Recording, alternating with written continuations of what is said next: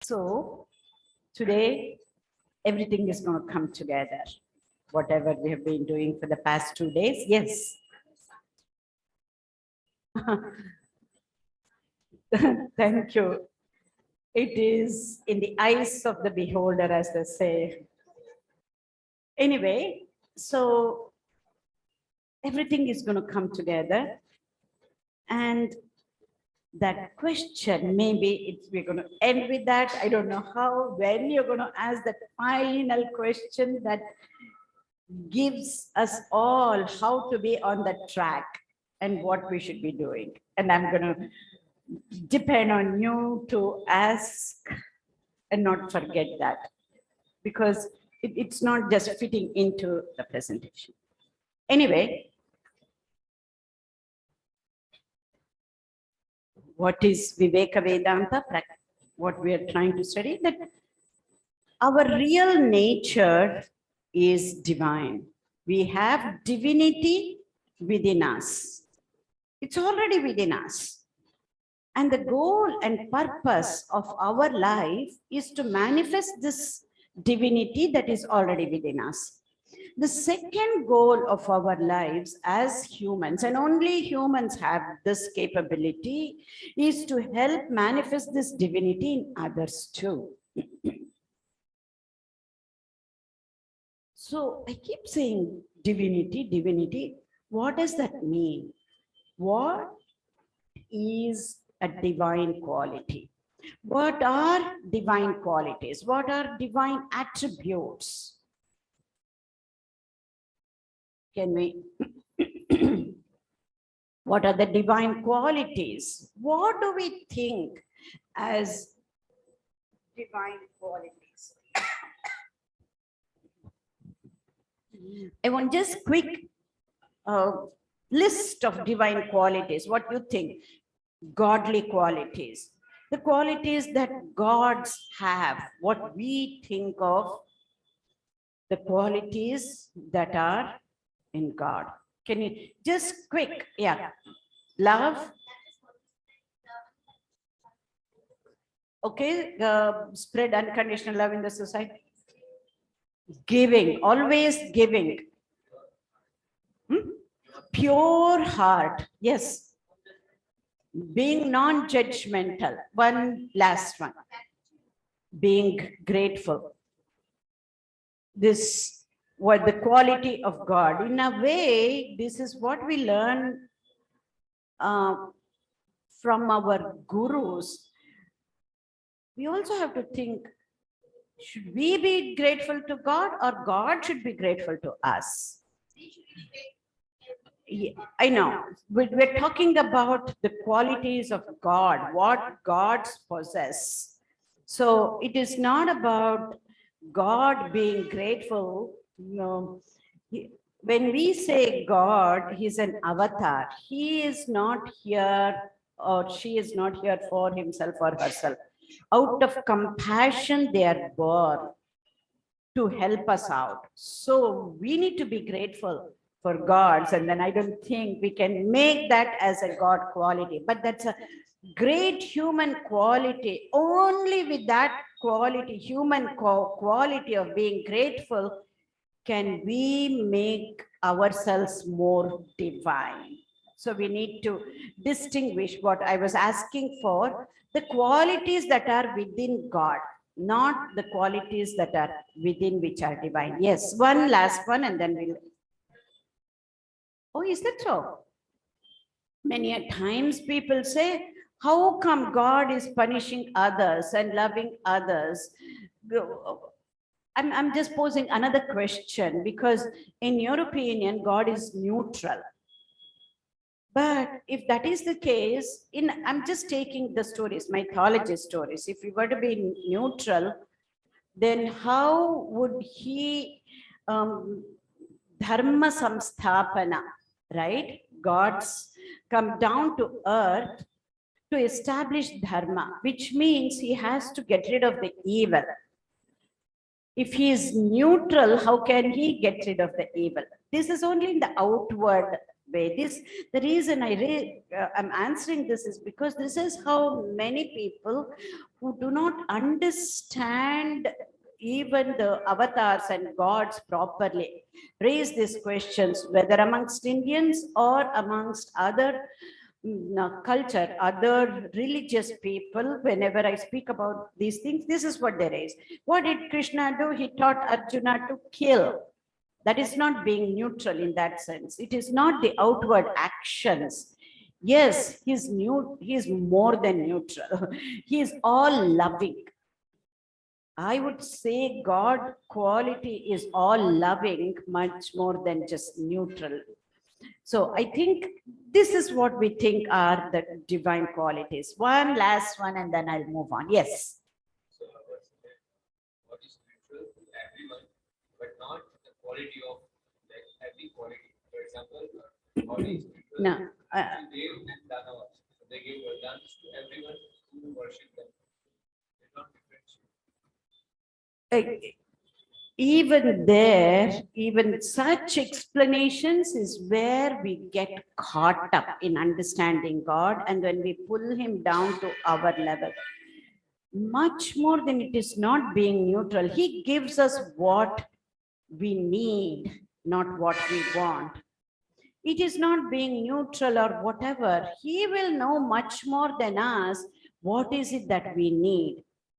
And the way it is given, again, yesterday we were talking about, depends on the three gunas that people have, whether it is tamasic, rajasic, or sattvic. So let us not get confused with being neutral. It is much more than being neutral, is what I'm saying. He's all loving. Even though he kills evil people, he does that to save them and to save others. That I won't call it neutral. That cannot be neutral. But he's all loving. Don't get confused with the external actions. We need to go deeper and understand. But if these are the questions that bother us, then we will take it up another time just for question and answers, rather than making this elaborate as part of this, because today I have to finish by 8 o'clock. So if we call these as divine attributes, what's happening? Hmm? Oh, 1 second.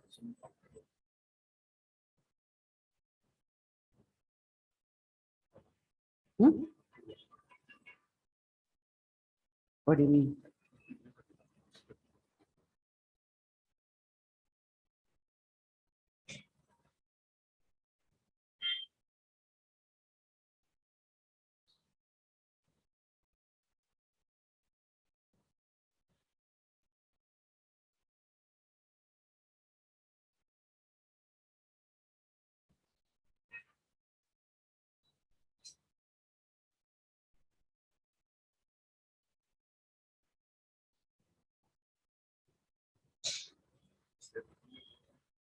Hmm? It won't. You want me to use my mobile?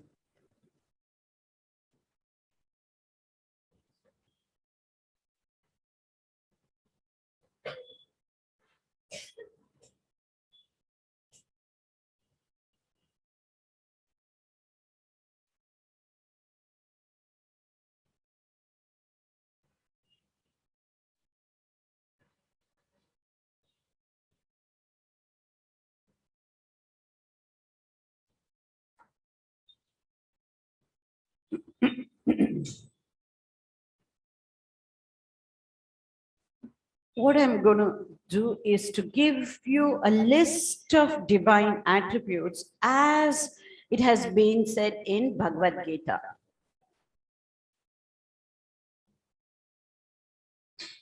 Okay. Viveka, or the Vivechana Shakti, the discriminatory knowledge.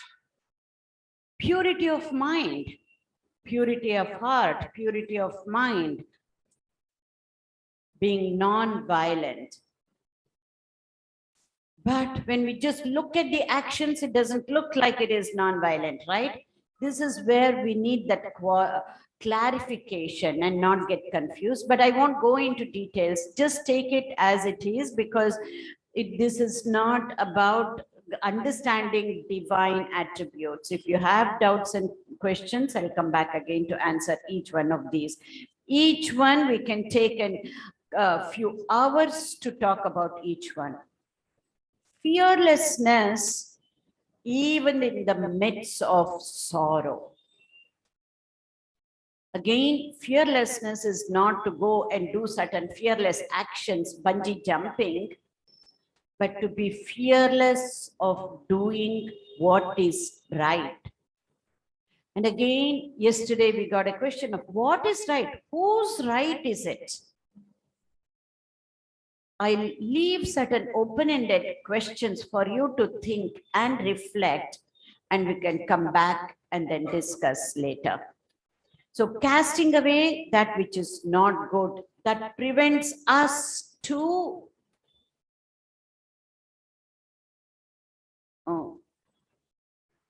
we are looking from the divine quality perspective. Getting rid of the evil is also one of the divine qualities of God. And studying, which we have to emulate, like for us, studying of scriptures becomes a divine quality for us. But my question was, what are God's qualities? Okay, that is where I think the confusion was. Now we get it. Now what I'm talking about, showing you, is the qualities that are within humans that are divine qualities. A slight difference. Speaking the truth, controlling outward senses, being gentle, being kind, being resilient, being compassionate, lot of patience or forbearance, steadfastness, not harming others, either at the thought level or word level or our action level. Now, this is truly what non-violence is all about. Either at the thought level, not to harm others, thinking ill of others, or to say or to do. So much so these days they have what is called as NVC, non-violent communication too. This has become a soft skill. People either in educational institutions and corporates, they go through this non-violent communication. Actually, there is a book by that name, Non-Violent Communication. Absence of pride, modesty and simplicity, absence of pride or the ego. This is really a catch-22 situation. We need that ego to be establishing all these qualities. But when it comes to only looking just at ourselves, that ego has a different connotation. Only when we start serving others can we transcend that ego. That is when we will be able to understand how to overcome that ego. Otherwise, we will be thinking only from a certain perspective and using that ego to help ourselves. That is all great in the materialistic level. But then when it comes to spiritual level, if we have to say to ourselves that we are on this spiritual path, until and unless we keep reducing the ego, it is almost impossible to be on the spiritual path. This is catch-22, as I said, but we need that ego to get rid of the ego. It is similar to, we cannot understand God through this mind, but this is the mind is the only instrument that we have. That is why it is called Antakarana. Karana is an instrument, internal instrument. Mind is the only thing that we have to understand that pure consciousness. But yet the scriptures say through mind you cannot understand. We cannot use logic and understand this statement. That is another thing. As we keep going deeper, we will know. That is when that purity of heart, purity of mind, when that mind becomes really, really, really pure, that is as good as closest for all practical purposes. That is why it is called as reflected consciousness, not pure consciousness. What we feel inside is that reflected consciousness. Technical term for that is chidabhasa. That is what we get closest to the pure consciousness, because we don't need to do anything for experiencing that pure consciousness. This is another catch-22 situation. What's your name? Kailash. What do you have to do to be Kailash? Nothing, right? But yet we know we are not that real I, real me. That is where we are trying to do. This is where even for practical Vedanta, when we go to that Advaitic state, it is kind of really, really hard to grasp through this mind.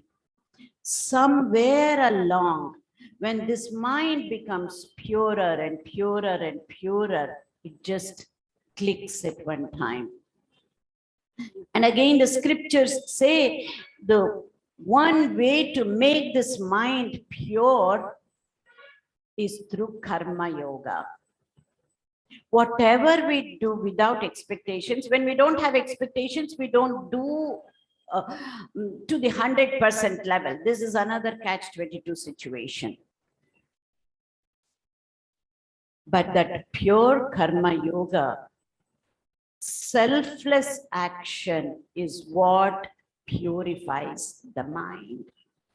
Anyway, these are the divine qualities. What is the difference between divine quality and human quality? Don't you think all these qualities are even in humans? Absolutely, right? Then what is it that is different? And sometimes we are neutral. God cannot be neutral in the action-wise sense, right? He has come down to get rid of the evil. Some of these divine qualities, we take it upon ourselves. We want to be activists, saying somebody is not doing right, I want to correct it, without correcting ourselves. But yet, if we wait until we change ourselves, we will never be able to do anything. What I'm trying to get at is, as we go deeper and deeper, and especially the Advaitic angle when we take, everything becomes paradoxical. If things are not paradoxical, then it is not Advaita at all. I say, you cannot understand through mind, and then I say, this is the only mind that we have. Two opposing, right? We have to know when we need to use which concept to be able to put it into practice.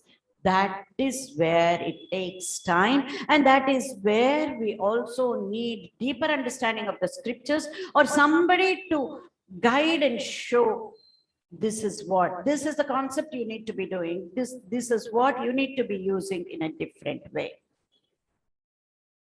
Whoever it is can only show, pinpoint and show, that is all. But all the work we need to do it ourselves, inner work. So how do we manifest this divinity? And Vivekananda says, simply expansion, by expanding our mind to embrace each and everybody, to accept everybody. So let us look at this from the scientific perspective and from the spiritual perspective. From the spiritual perspective, man is potentially divine, and we can manifest this divinity by renunciation of our lower self, and manifestation of our higher self. We will get to that, what it means as we go along. But yet the slight difference between human qualities and God, God's qualities is that God is all loving all the time. Even punishment is a form of love. And we cannot use that and then be as human as possible with all our biases, with all our negativity, and then use it. This is where the Advaitic concepts, it's so tough to be able to completely comprehend. We will just take whatever we want for our advantage. Then it is not the right thing to do. This is where having a personal God, having the Dvaitic perspective, and having a personal God really helps. And as I said, it is not that we can be at an Advaitic level all the time. Absolutely not.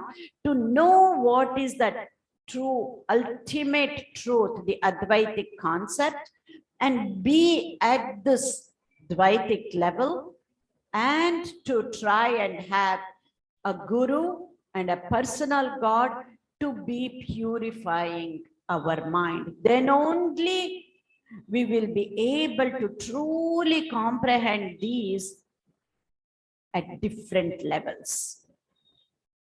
You will be able to see that for yourselves. Some of this we couldn't have understood much at all earlier. Now we are able to get it at different levels, and it is a lifelong process, is what I want to say. So this is where, as I said, need of a guru. So coming back to the flow, we have covered the first three aspects, and the last two, need of a guru and implementation. From the scientific perspective, that we all need to become neurosculptors. Need of a guru, very simple. We all know this. Without a guru, it is impossible to be able to get any of this, is what the scriptures say. In fact, there is a story, mythological story. I forget the name of the sage, you know. He will be, a devotee will be doing a puja in the house, and his guru comes along with, I think it is Narayana or Rama, part of Narayana. He first bows down to the guru and then to Narayana, which means without a guru, he will not know who God is. We will have our own concept, which is still great. Just having whatever concept of God, we are following many of the things that we would like to follow in the proper way. But when we have a guru to show us, guide us, and when we have a personal God, that is where the spiritual life really deepens.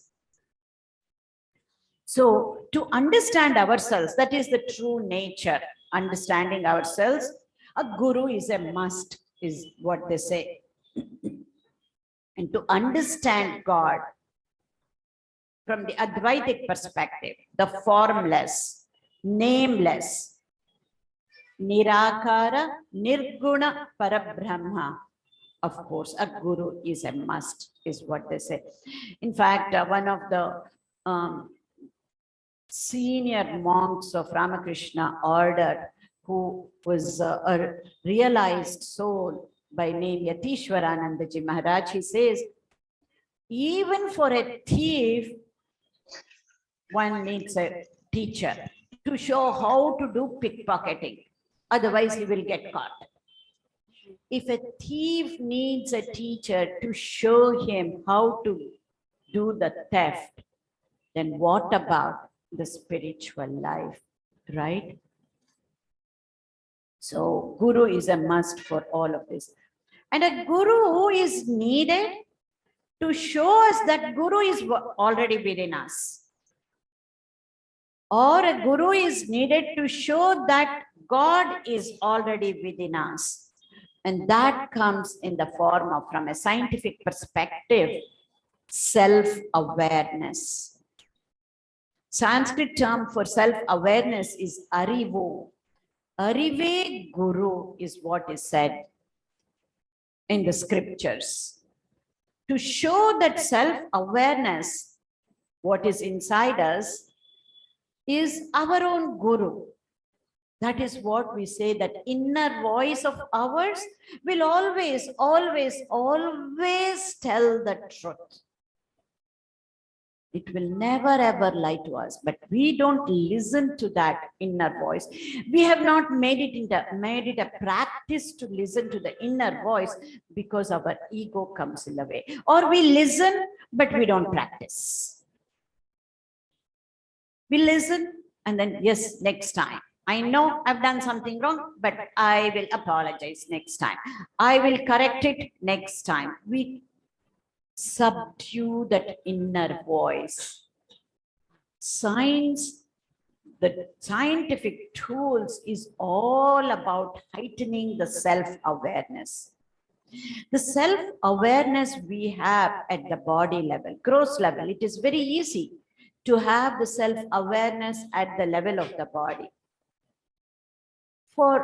Even for a child, it is possible to have self-awareness as opposed to an animal. From there, we need to develop self-awareness, not just stay at the level of the body, but at the level of the mind. And that self-awareness will translate to what is happening in others because of my behavior and my action. If we don't go so deep, it is going to be hard to be manifesting the divinity within us and to help manifest the divinity in others. So Guru is a must. And from a scientific perspective, that Guru is already within us, is what we said, right? Self-awareness. When that self-awareness heightens, we know what is it that we are doing wrong. Nobody has to tell us. We will know. Where is all those negative qualities? We will know that for ourselves. And to get rid of those, nobody else can do that. We need to do it ourselves. This is what is called scientifically concept of neurosculpting. Just like a sculptor chisels out a sculpture. I have said this, I'm sure you would have heard this. I'll make it really quick. A sculptor does not take anything from outside and makes a sculpture, right? He takes away what it is not. If there is a huge, big boulder, if he is carving out Vivekananda in that sculpture, then what the stone that is not Vivekananda, he removes. Right? And then what remains is Vivekananda inside, because a sculptor can see through his Antah-chakshuhu where the profile of Vivekananda, right? So he takes out the other things. In a similar way, what we truly are, it is already within us, but it is covered up with all the negativity, with all the biases. Once we keep getting rid of all of these, that is where all the negativity, biases, everything from our scriptures, they use a phrase, they say Arishad Varga. And everything will fall under those 6 qualities. Ari means Shatru or enemy. Shad is 6. Varga, group of 6 qualities which are our own enemies. Kama, Krodha, Lobha, Moha, Mada, Matsarya. We know that it is very hard to get rid, and sometimes there is no need. That is why we need to transcend. Let's have that anger for whatever wrong is happening and then try and see how we can change ourselves. This is where I truly like Gandhi's statement saying that you be the change that you want to see in the world, and others around us will change. And sometimes just that is not enough. And if we have to move on the spiritual path a little bit faster, that is why Vivekananda has given the third one. That is, when we keep changing, that is manifesting the divinity within, right? It is not changing, but transforming ourselves. The third essence of Vedanta is to help manifest the divinity in others, whichever way that is possible. So by being neurosculptors, chipping away all the unwanted things that we have, the negativity, different kinds of biases that we have, when we chip it away, that is where we're going to help manifest this divinity from a scientific perspective. Again, we say that just having positive thoughts are not going to be enough. Just thinking about divine qualities is not going to be enough. Praising and talking about the divine qualities, it is extremely important to be saying all of this, to be thinking and to be feeling and to be speaking. All of this is important, but just that is not going to be enough. We need to be able to put that into practice. This is what science says. Only when we put those divine qualities into practice will we be able to manifest those divine qualities within us. This is what happens once we understand the clear distinction between Bhakti Yoga and Jnana Yoga. We have to understand them in a separate way, but as we keep going deeper, we will see that there is no difference at the end between the two. When we don't understand in Bhakti Yoga, we just sing bhajans. It makes us feel good only for that time. Singing bhajans have to be followed by practicing those gunas that we sing of the Lord. A lot of us won't even sing that. So singing is important. That is the first step. And understanding the bhajans and to be able to put those qualities into practice is that jnana part. Jnana Mishrita Bhakti. Ultimately, we will see that there is no difference between the two.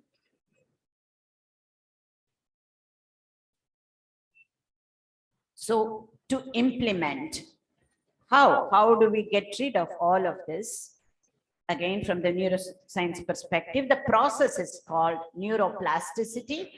As we keep removing the biases that we have, and that process of removing is what is, we can say, neuroplasticity, because that is when actually the brain itself changes, not just the mind. We're removing all of that from the mind, right? All that Arishad Varga, the negative feelings, negative thoughts, it's at the level of the mind. When we keep removing that from our mind, this is the discovery which has been heralded as the most important neuroscience discovery, that the brain changes as the mind changes. So we are just getting rid of it at the level of mind. But when we do it in a consistent manner over a period of time, the very structure of the brain itself changes. This is what technically we call this as rewiring of the brain. And that is neuroplasticity. So we start off with emotional love, bhakti. Very important, bhakti. And then combine it with intellectual conviction, the jnana part, which is what we're trying to do. When you combine that with jnana, what results is that jnana mishrita bhakti. Then it becomes our strength, emotional strength. Whereas that first part, many a times it could be like a weakness, not when it comes to loving God. And then we say, oh, we are so pure and we are so loving, but we see that kind of love when it is not mixed with jnana, when we show it to the people, all of this has to result in showing the love to our own loved ones, right? Our own family, friends, and strangers. Initially, it is at an emotional level. That is why we keep getting hurt. And then we say we do all of this and they still do this. That is at that emotional level, emotional love. That is innate within everybody. You don't need to teach how to love. It is like taking breath. Does anybody show a newborn baby how to breathe? Only when there is a problem, pathological problem, the doctor helps. Otherwise, the baby cries out, takes the first breath, right?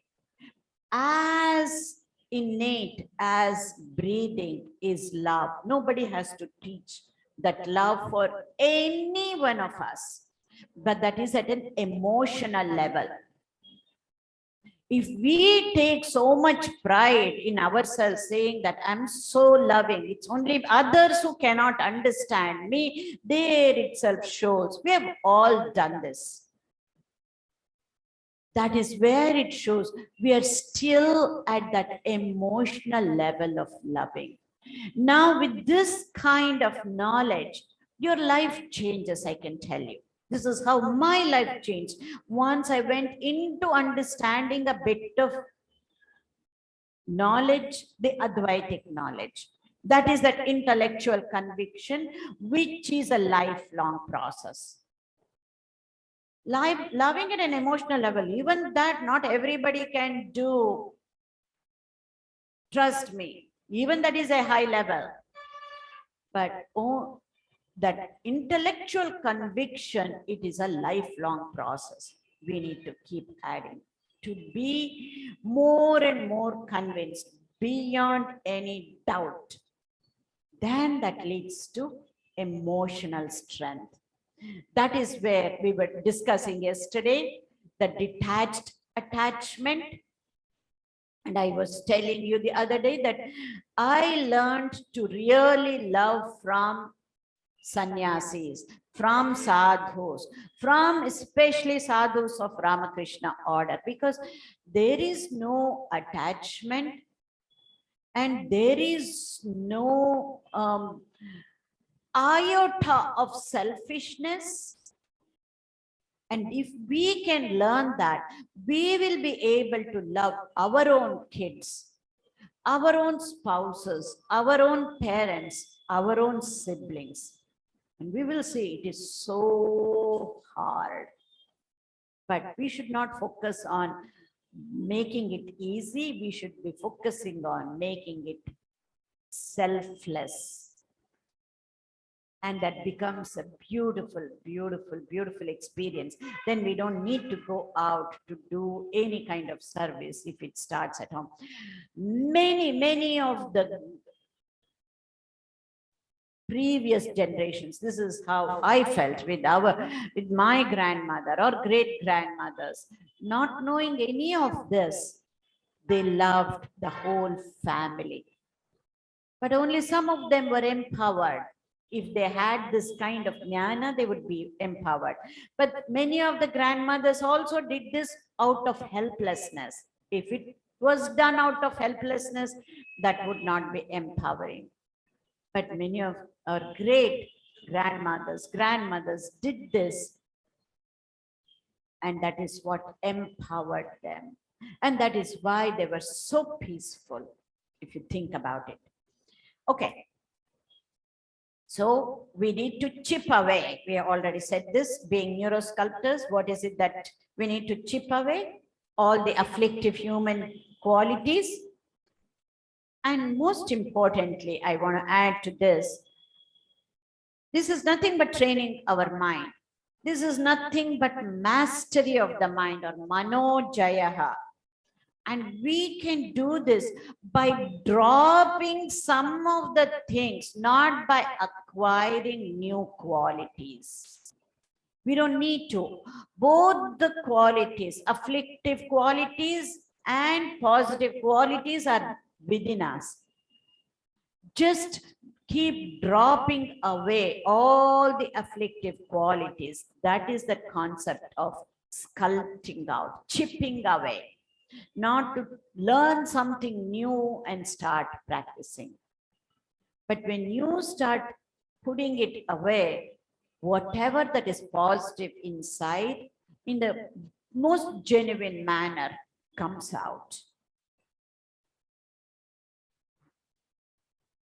All of this, now we understand. But what is it? We even are knowing after this, we won't be able to do. Something prevents us. And even this, I will go through in a really quick manner because we have covered this elsewhere. So what is it that prevents us to manifest this divinity? It is nothing but our own mind. Our own untrained mind is what prevents us to manifest this divinity that is already within us. That we have to keep saying. We don't need to bring divinity from outside. It is already within us. So this is what has been said in the Bhagavad Gita shloka. Bandhuratmatmanastasya enatmaivatmana jitaha anatmanastu shatrutve vartetatmaiva shatruvatu. We have to make this mind as our friend. An untrained mind is our enemy. We lose our cool and we say, this is the way I am. And even if we are hurting others, we will know later, but can we heighten our self-awareness, combine it with the other divine qualities? Because if somebody is hurting, I'm hurting too. By being sensitive about it, we are sensitive because we focus on our hurt, saying that I am so pure, I am all loving, but they cannot understand they did this. It's all the family members all the time, and that is hurting me. Instead of that, can we be sensitive that we are also hurting others? If we are hurting others, we are hurting ourselves. That sensitivity has to turn that other way. When we change the way we look at things, the things we look at will change. It is not that easy. We will know at an intellectual level. To put it into practice is a lifelong process. And it should be joyous for us. Otherwise, we'll only be focusing on the negative things that we did. Even that is not the solution. That is why the right company is extremely important, especially in the beginning. Anyway, so what is it that prevents us is the negativity bias. We have gone through this. Is there anybody who has not heard this negativity bias here at all? All of you have heard this automatic negative thoughts, right? Okay, then it makes my job easy. I will move really, really quick. Because of the negativity bias, we end up with a lot of automatic negative thoughts. And we know what happens. Our brain and mind acts like Velcro, and all the negative thoughts, negative emotions, negative feelings, negative experiences, negative memories, they stick like Velcro. And anything that's positive gets washed off. And because of this, unchecked and unnoticed, because if our self-awareness is not heightened at this level, we won't realize that we have these ants, and those ants affect our learning. Anything new, we resist. This is not what I thought. Whatever she's showing, I don't think this is how it works. We resist. It's not about me saying, if I have not made it clear, it is my inadequacy, but the contents come from the scriptures.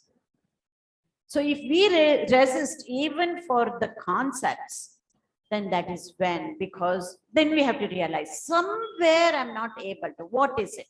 Keep going inside further. That is when you'll be using the higher center of the brain, which makes us human. Only by using that more and more will we be able to realize this. So it affects our work, it affects our relationships, they affect our learning, affect our health, affect our entire life itself. So much so, our mind goes back and forth like a pendulum between past and future. I know many of you were there in yesterday's talk. We went into greater detail yesterday. So we will just quickly run through. What happens is whatever is happening in the present moment is not satisfactory to us. And we have shown that the present moment is the only thing that we have. Why? Anything that we have to do, anything that we can have to think, anything we have to feel, we have past and future.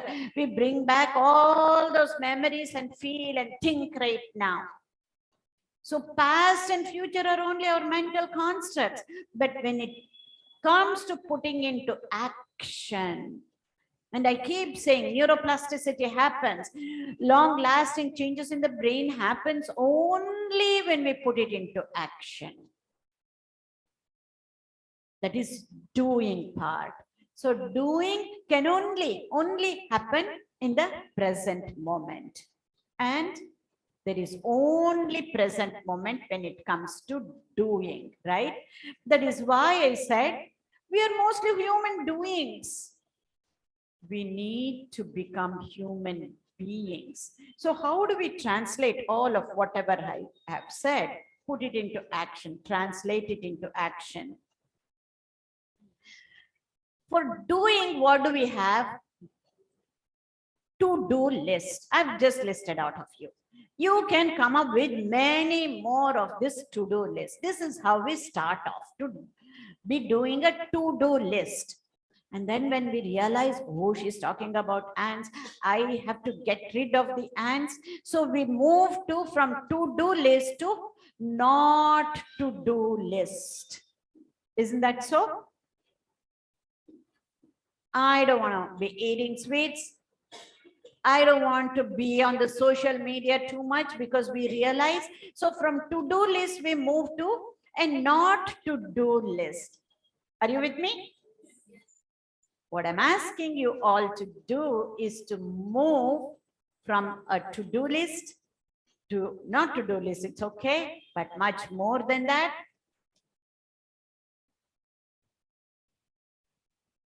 Make a to-be list. Not what to do, what you should be. Make a to-be list. Scientific perspective, if it is a to-do list, management-wise, time management, to-do list. Spiritual list is to-be list. So from to-do list, we need to move to be list. So what is that? This is what we come up with, right? What to be list? You can understand. I want to be happy. I want to be grateful. I want to be creative. I want to be forgiving. I want to be kind. I want to be compassionate. Can we start making a to-be list and start practicing this every day, whatever that day? I was angry with somebody. Can I be more kind today? I was not as grateful earlier. Can I be grateful for this person at work? Make a to-be list. Put it on the mirror at home, on your desk at work. Pin it so that others can see too. This is how by changing ourselves, we can help change others. Rather than a to-do list, start having a to-be list. Like that? So to conclude, I'll just finish and then I'll take up questions. I just want to be sensitive about, it's a working day. I know a lot of you have to leave. I don't want you to miss out on the conclusion. So we're going to move from being human doings to human beings. So that to be list from a scientific perspective to a spiritual perspective, how can we do that? What we just did, that to be list is both from scientific and spiritual, but to implement, this is where our mythological stories truly will help. And the concept of Nilakanta, what I mentioned, I think the first day helps. And not just Nilakanta, take any god, start off with your personal god, and any god that you can think of. We have so many gods. The reason is to help us out. Take one quality from each god, and for one day or for 1 week, start practicing that. That is from the spiritual angle.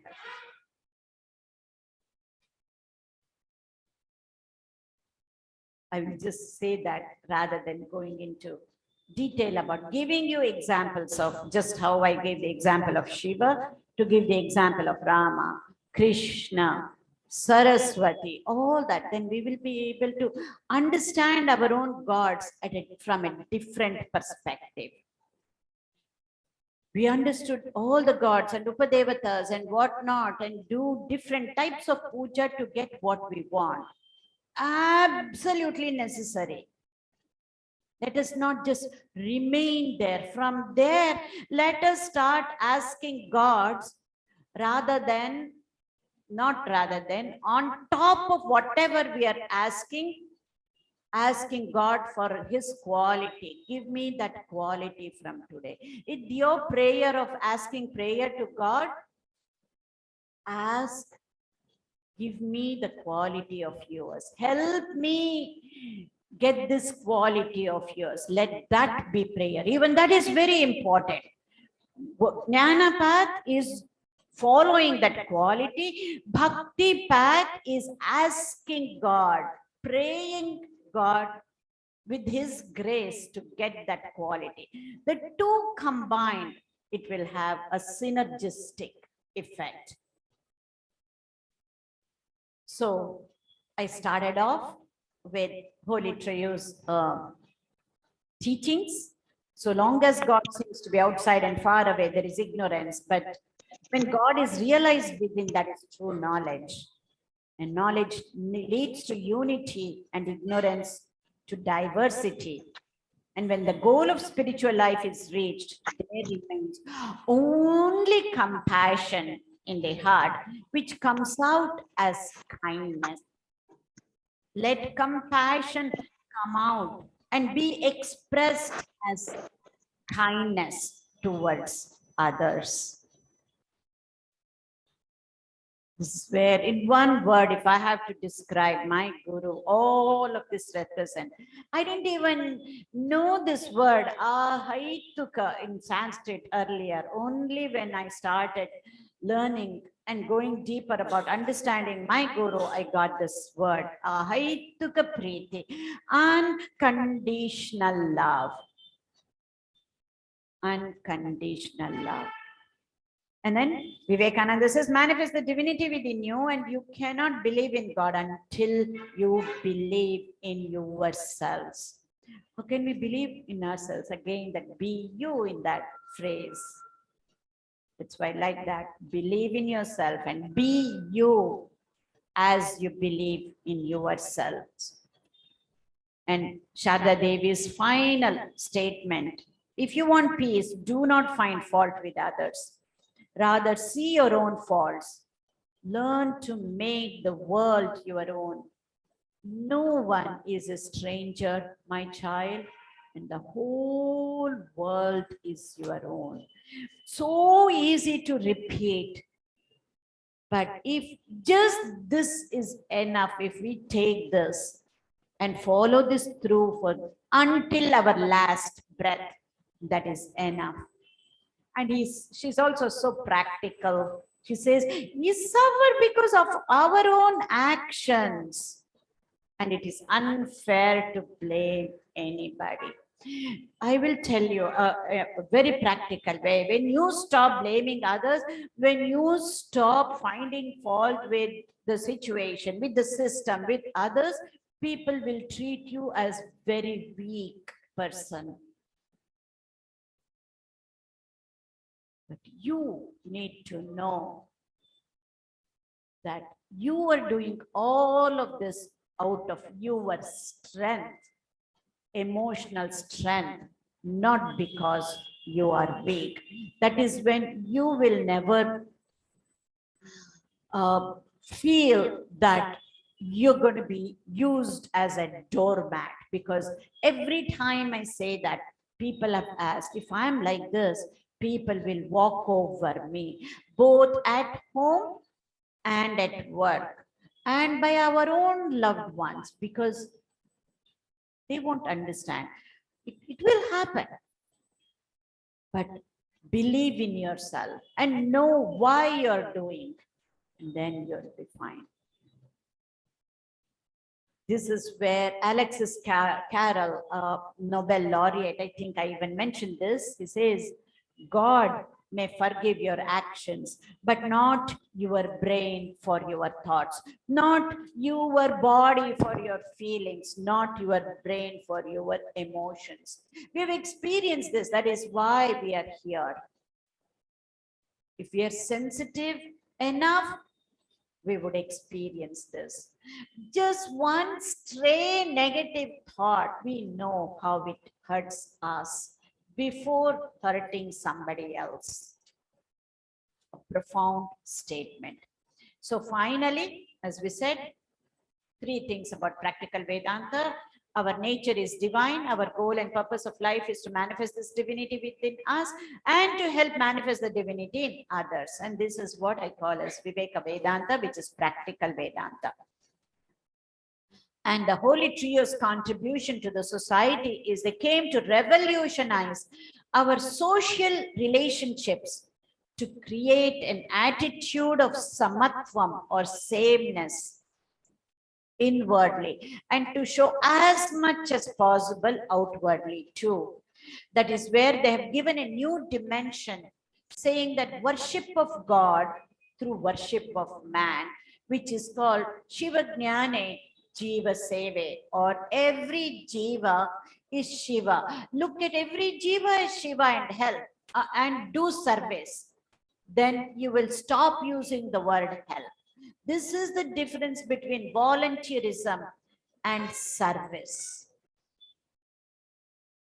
Very, very deep and profound.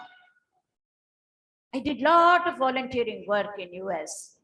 And once I understood the depth of my guru's teachings, it is now converted into service.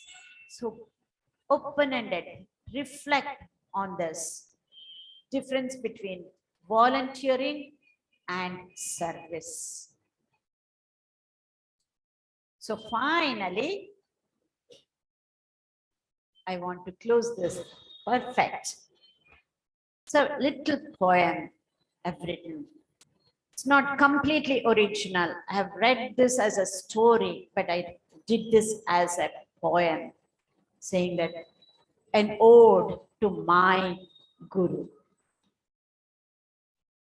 My guru's medicine for all problems of humans is love. Ahaituka priti, unconditional love, and harmony. My guru's medicine for all the problems of humans is love and harmony. You know, there will always be somebody, a skeptic, right? A skeptic asked my guru, what if it doesn't work? My guru smiled and answered in a gentle, peaceful, kind, compassionate, and loving manner, increase the dosage. What is the medicine? Love and harmony. Love has to result in harmony. Harmony at an individual level. Harmony between our thought, our word, and action. harmony amongst others in the family, harmony amongst the neighbors, harmony amongst the community, harmony within the nation, and harmony between nations. If you ask me, the purpose of my guru is that message of harmony. This is the only when he lived it, he showed that by experience. If we have to do any changes between nations level, this is the message we need. And when we need to transfer ourselves at the individual level to bring harmony between our thought, word, and action, this is the message that we need. So I'm going to read this poem one more time before I close. An ode to my guru. My guru's medicine for all problems of humans is love and harmony. A skeptic asked my guru, what if it doesn't work? My guru, in his own way, smiling, answered in a gentle, loving, kind, compassionate manner, increase the dosage. Thank you.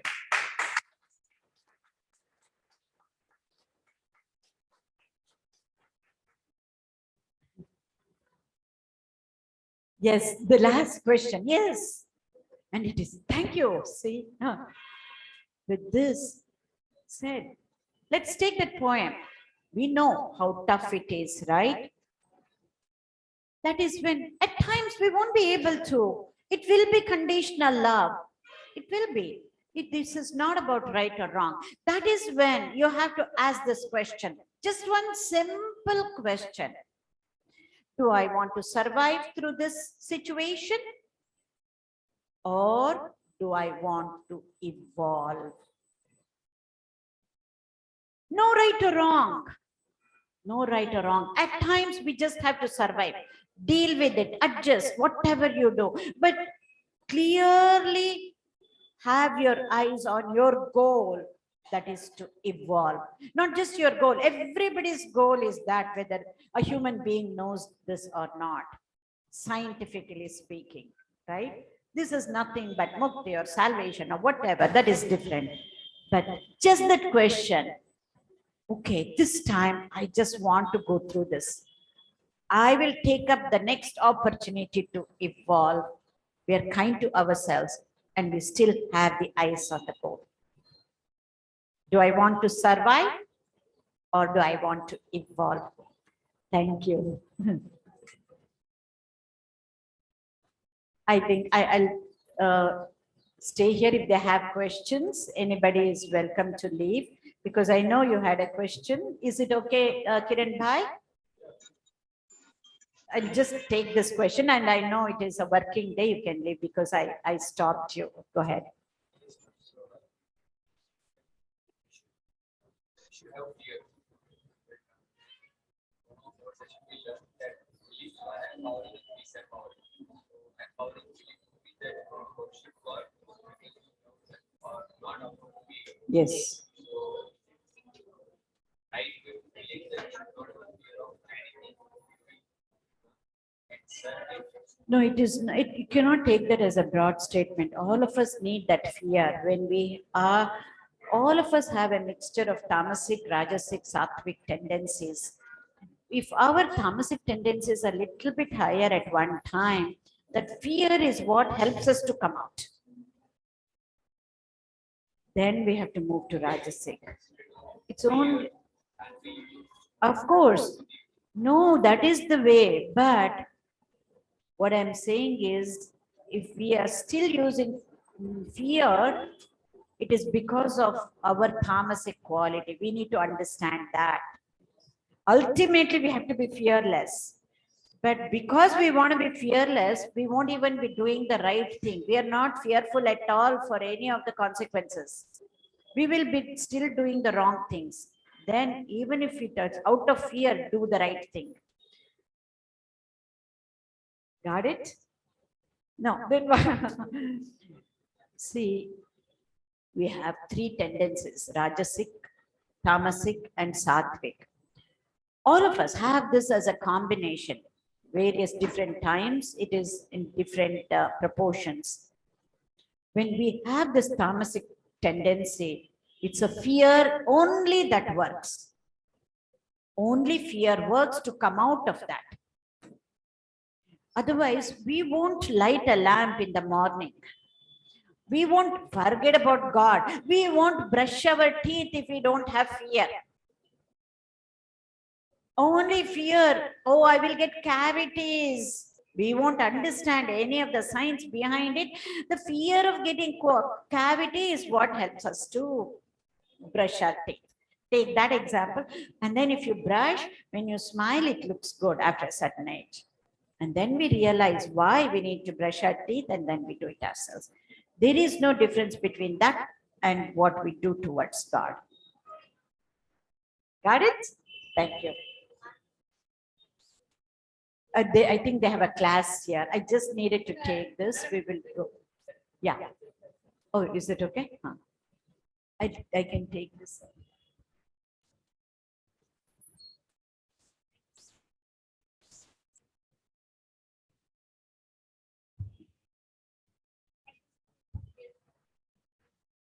Hello. Hello hello हाँ online वाले सादा class पूरा हुआ है